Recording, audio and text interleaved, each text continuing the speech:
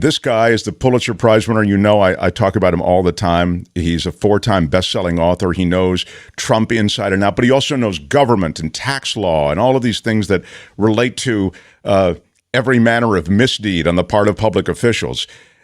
His journalism is really unparalleled, I think. And so it's with great excitement that I welcome him back. David Cay Johnston, everybody. Hello, Mark. Hi, David. It's so cool to have you on. Yeah, great and you took this hiatus you had talked about with your wife, I think, because she hadn't had any time away for a long time. Well, my wife retired from her position leading the community foundation in Rochester. They had a dinner in her honor. 600 people turned out. And I kid my wife that if she dies soon, I'll have to rent out either Hochstein Hall, where Frederick Douglass's funeral was held, or Eastman Theater, which has 4,000 seats. But if she lives to 90, we probably hold it in the living room. But if you outlive the supporters. We get her out of working all the time. We went on a 6-week vacation overseas, and it got her to stop working. So it worked perfectly. Yeah, I know that was a big thing for both of you to unplug that way. By the way, how is it overseas? What were your thoughts? Well, first and foremost, if you want to travel, this is a great time to do it because the U.S. dollar is very high. When we were in New Zealand, we got, I think it was worth $1.80. So prices were, a little more than half. Australia was about $1.60. So that's a 1/3 discount and 2/3 discount. And made the trip not nearly as expensive as it would have been if there was parity. Sure. So this is a really good time if you've got the money and the time to travel overseas, even to Canada, where a dollar is worth about $1.30. Yeah, it's funny. I haven't traveled since parity, so I got to get on a plane and go. Yeah, it's sometimes the higher end places, they adjust for it, don't they, David? But most of the stuff that you'll deal with, they haven't adjusted. Air New Zealand will fly you in coach to Auckland, which is only 2 times. It's the same time zone as Hawaii. They'll fly you there for, I think, round trip $1,273 from LA, and about the same from San Francisco. So it's astonishing how cheaply right now you can travel. Yeah. So this brings us to some of the work you've been doing at DC Report since you got back. DCReport.org is David's site, and they cover all kinds of things. And there are other journalists besides David on the site. But one of the things that David does, and correct me if I'm wrong, and you've been doing this for 25 years, I think, you've been looking at what Americans make, what we all make, and what the stratification of those earnings, how it's spread out. I wonder if you could speak to that. This is a 3-part series you did. Right. Well, and there's a 4th piece that will be out in a couple of days. Every year, the Social Security Administration, which is the source of the data on wages and salaries, those W-2 forms that you get, they publish a highly detailed report on who made how much. And to my absolute astonishment, Mark, I'm the only person in America who every year analyzes this data. And it's astonishing what I found, and I don't understand the former papers I worked for, the New York Times, the LA Times, places like that, ignoring this stuff, but they do, probably because it's not announced by some government official. Let me go back to 2020, the first year of the pandemic. Of all the pay raises in America, 82% went to people who were already making $1 million a year or more. And that was only 1 in 900 workers. That meant that 167 million other workers got to divvy up only 18% of the pay raises. Their average pay raise, by the way, was 50 cents a week, $26 for the year. That was the median, not the average, the median. Half got more, half got less. And of course, a lot of people got nothing. So now we have the data for 2021. And the $1 million and up crowd only got 30% of all the pay raises in America. The people who worked full time means they make at least $15,000, up to $250,000, which takes you to 97.2% of workers. Those folks got an average raise of $1,600 for the year. How much did the $1 million and up crowd get? Their average raise was over $800,000. So if you got a raise last year, each dollar you got, the $1 million up club got $500. And please don't be cynical about this, folks. This is not the way things used to be. This is the result, however, of government policies that hold down unions, that take away any opportunity for workers to bargain, and that reward redistribution of the fruits of our economy upward. It doesn't have to be this way. $1 to $500 is by no means the norm. And I know this because I've been doing this analysis every year for more than 25 years. And no one, including people who were very critical of my work, mostly because they just don't want these things reported, has ever shown any error in the hundreds of pieces I've written about this. Now, there's a little piece of good news in this. Well, I'm going to give you one more piece of bad news, Mark. Okay. The 237,000 workers, mostly executives or self-employed people who made more than $1 million, their combined income was greater than the bottom 60 million workers in America. 60 million workers on one side of the equation made less money than less than $250,000 on the other side. The good news is that the number of people making $15,000 or less, which means they're part-time workers, because if you work full-time at the federal minimum wage, every week of the year you'd make $80. The number of under $15,000 workers as a share is finally shrinking. It's down to 1 in 4 workers make less than $15,000. A lot of these are part-timers, retirees, college students, but nonetheless, as a share, they've shrunk. And if they keep shrinking at the rate they have been for the last 30 years, in about the year 2166, no one will make less than $15,000 in today's money. So it's very slow progress, but we are beginning to see some shrinkage. And the reason we're seeing that shrinkage is state and local governments putting in higher minimum wages. Where I live in upstate Western New York, in Rochester, the minimum wage will go to $14.30 an hour on January 1st.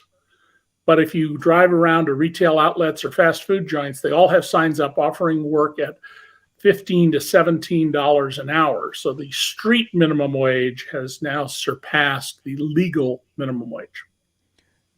And it's interesting because just on the minimum wage thing, you talk about Rochester, for example. That's not a big city.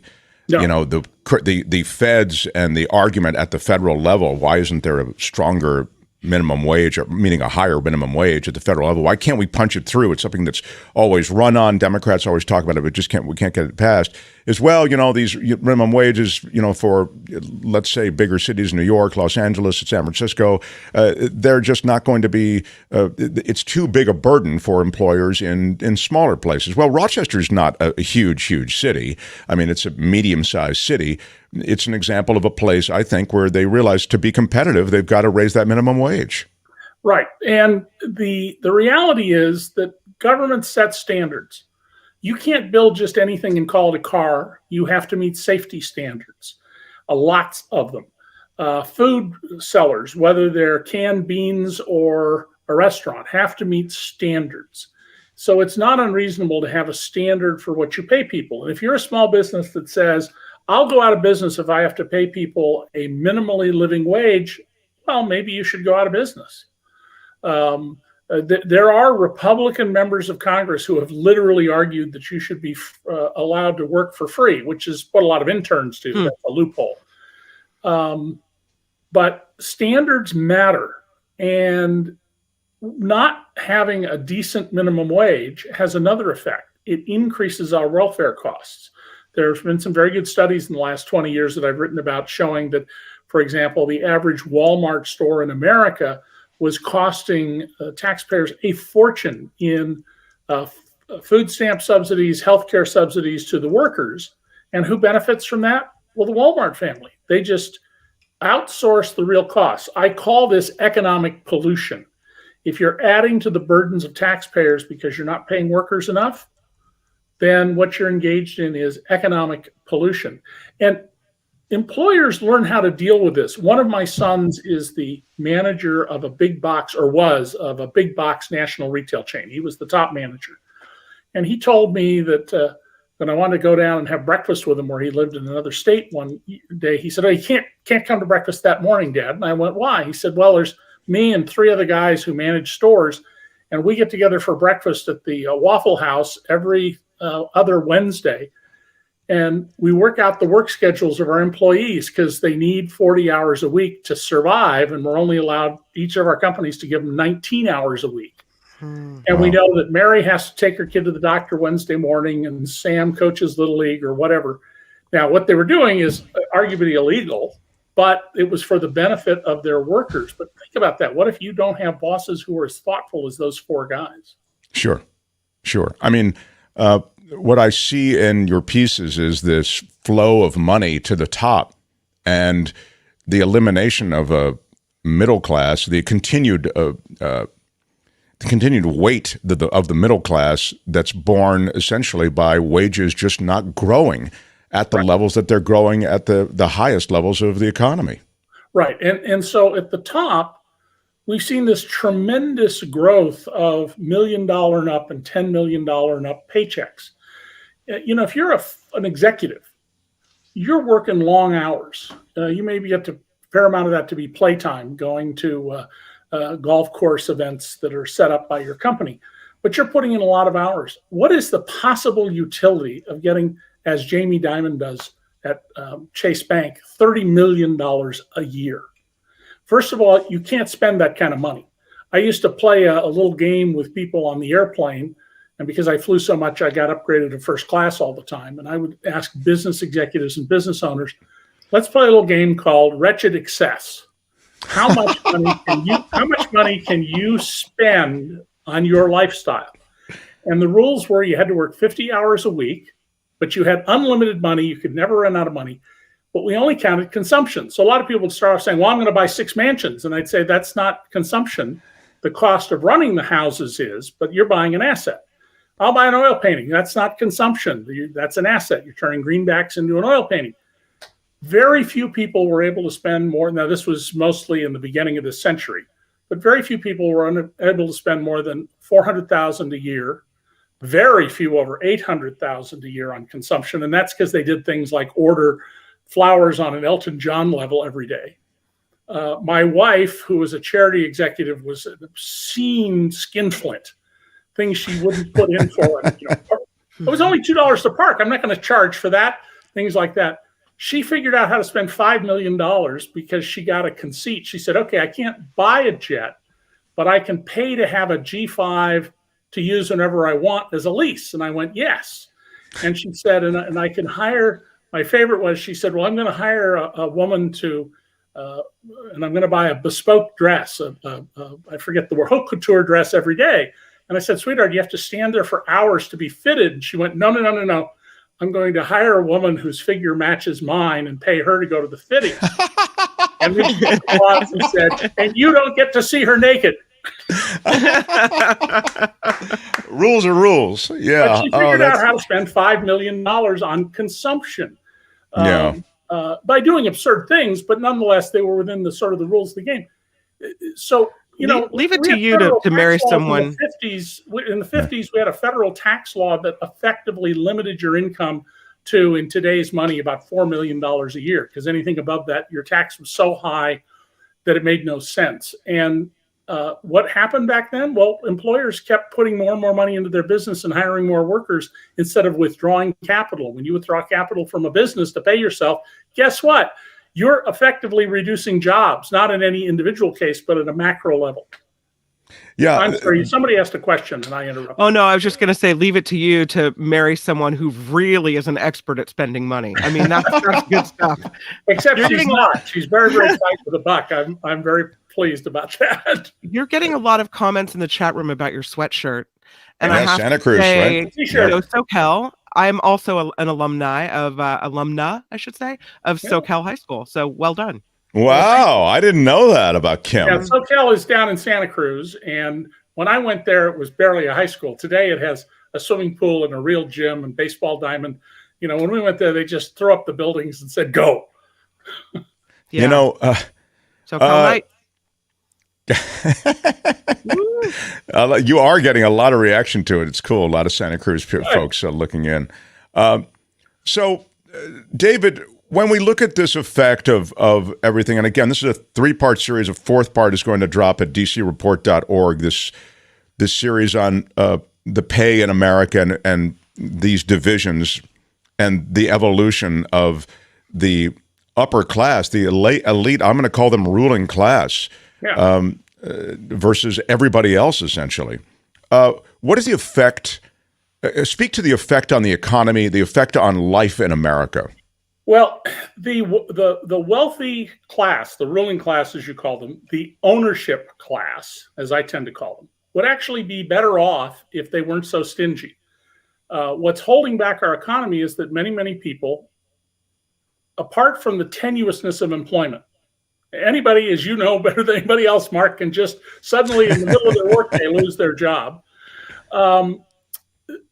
The amount of goods and services people can buy is limited by their incomes. And if incomes aren't growing, then you're not building the economy. So what we've created is what I call an economy of extraction. Those at the top are mining the rest of us to further gather for themselves more money than they can possibly ever consume or use in any useful way. I mean, after all, once you've got enough money to have your own jet and a yacht, what is there left? And that doesn't take billions and tens of billions and hundreds of billions of dollars. That takes maybe $100 to $300 million, depending on your circumstances. So as a result, people aren't buying the things they might otherwise buy. We have an enormous increase of people eating junk foods and other subsidized foods. The government doesn't subsidize strawberries and apples and celery. It subsidizes salt, grease, or fat, and meat. And as a result, we have health problems throughout our society that are very expensive to taxpayers. And you create a great deal of cynicism and distrust. Now, I wrote 3 books early in this century: Perfectly Legal on Taxes, Free Lunch on Subsidies, The Fine Print on Restraint of Trade. And I very carefully wrote them so anybody with a high school education could understand how the government had to put in place these policies, most of which nobody knew about till I wrote about them, and that subtly reach into your pocket and take money out of it and force it over to someone who's very wealthy. And my favorite example is the oil and gas pipeline industry. I wrote that they take 3 pennies a day out of your pocket. Congress did a big study, this thick, and showed that, no, it's 2 cents a day. Okay, 2 cents a day, 3 cents a day. Nobody's going to go protest the 3 penny a day ripoff. And yet, if everybody in America has to give you a penny a day, at the end of the year, you'll have over $1 billion. Well, replicate that now with 100 other policies that take a penny here and a dime there and a quarter there every day. And pretty soon, a narrow group of people are very rich and you're not. And these are government rules. This isn't a market economy. We have corporate socialism.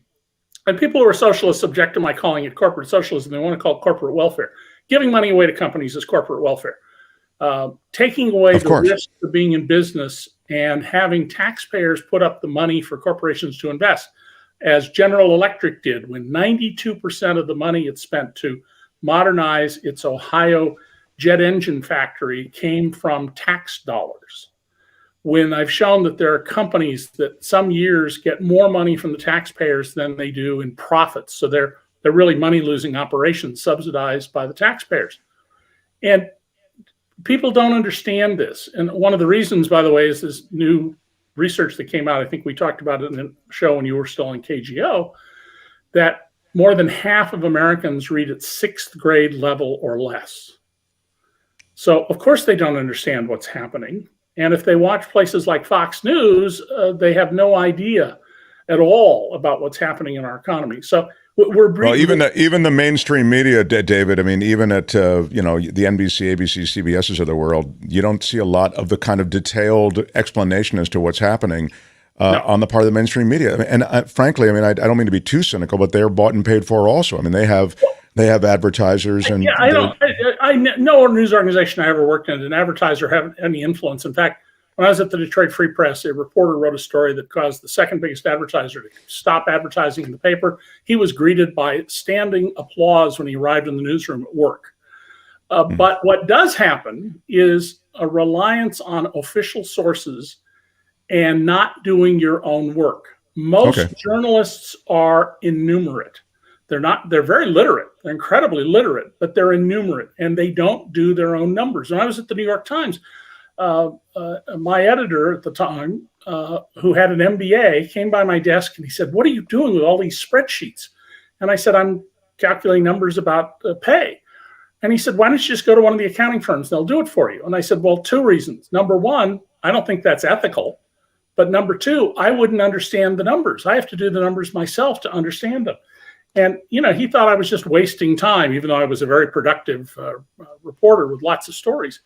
But most journalists don't act on their own instincts. They accurately tell you what their sources told them. And if your sources are all the official sources and the official critics of the official sources, then you're not getting a real picture of what's happening out there. Yeah, you make a really good innumerate. They're saying in the chat room is a ding word. It's true. The deal is that there's also a volume of work you have to produce now as a journalist that precludes a lot of the kind of deep dive stuff that you do, in addition to whatever limitations you might have in terms of understanding the density of the material. In our last couple of minutes, David Cay Johnston, I want to ask you, because I'm seeing this in the chat as well. Okay, this is depressing. This is overwhelming. We understand it. What can be done?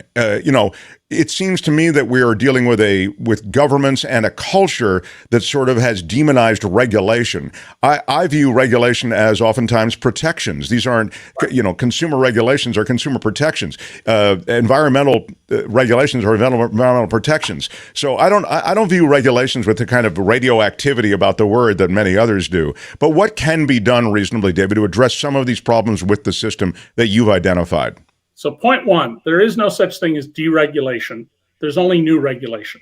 I used to teach the regulation of the ancient world. Everything is regulated and always has been. Baseball regulates how many stitches are on the baseball, what color the yarn is.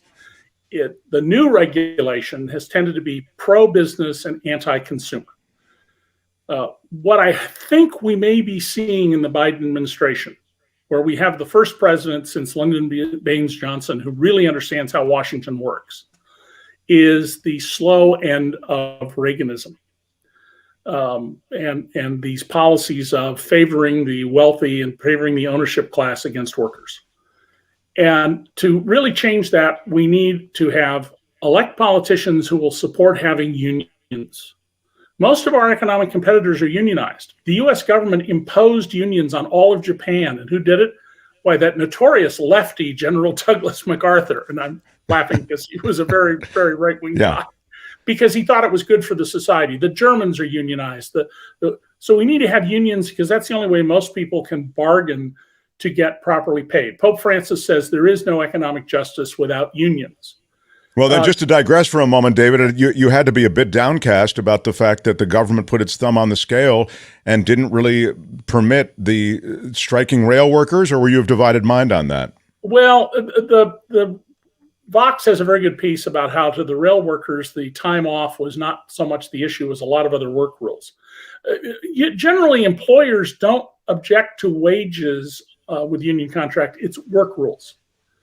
The LA Times, when I worked there, paid well above anybody else in town for every job, a janitor, telephone operator, especially journalist, to keep unions out back in the day, no longer there. But the work rules are what companies worry about because those cost them money in ways that aren't quite so obvious. But okay, so anyway, back to the, go ahead, back to it. I didn't mean to take you off on that. The other thing we need to do is we need to develop everyone as a capitalist. I'm a firm believer that if everybody got part of their pay in equity, whether it's their own company or mutual funds that they can't touch until they're retired, that we would see the world differently. We'd be more in favor of investment, which is essential to creating jobs. And the big shift going on right now is Biden is trying to get us to stop being the country that outsources production of things to China and Vietnam and to bring it back home. That's going to create a lot of jobs. It's going to improve our exports and is a net benefit. And we should really be in favor of reshoring of all the jobs we can. We also need to recognize that manufacturing takes less and less and less human labor input. To create a ton of steel when steel was invented by the East Indians 3,500 years ago took years and years and years. Now it takes 40 minutes of labor. But nonetheless, high-tech manufacturing, Mark, there's a real future in that, and we need to move it back into the U.S. and be exporting that. And we can do that even with our higher labor costs. On the issue of executive salaries, David, which you detail so beautifully, but it's really it's a severe situation. Is there anything that can be done specifically to address that? Is there any? It seems as though like that, this government we've created is just frankly controlled by many of the same executives to which you refer. Well, the number one thing we could do is to stop this back-scratching business where CEOs promote higher pay for the CEOs of companies they're on the board of, which they then benefit from. I see. And if we can, there have been some mechanisms proposed. They're too complicated to go into now, but we need to change the way we compensate CEOs. There is a market. You got to pay for the market. People get upset. College president makes $1 million a year. Well, if you're running a $4 billion a year operation, I'm not sure $1 million a year is particularly outrageous. But there's no reason that we should be paying, as some executives have been doing for years, $100 million a year. We had over 600 people, I report in the series, who made more than $50 million in salary. And there's no need for that. There's no utility for it. And the best way to slow it down is to put a very high marginal tax rate. The top marginal tax rate cuts in at about $500,000, which is roughly the threshold of the 1%. And we should have higher rates at 2 million, 5 million, 10 million, 100 million to discourage this inefficient activity. So that would take congressional maneuvers that are right now a little out of reach, given the count. We get the government we choose. We chose it. Yeah, well, it's all, it's all in the we, right? Which we is choosing.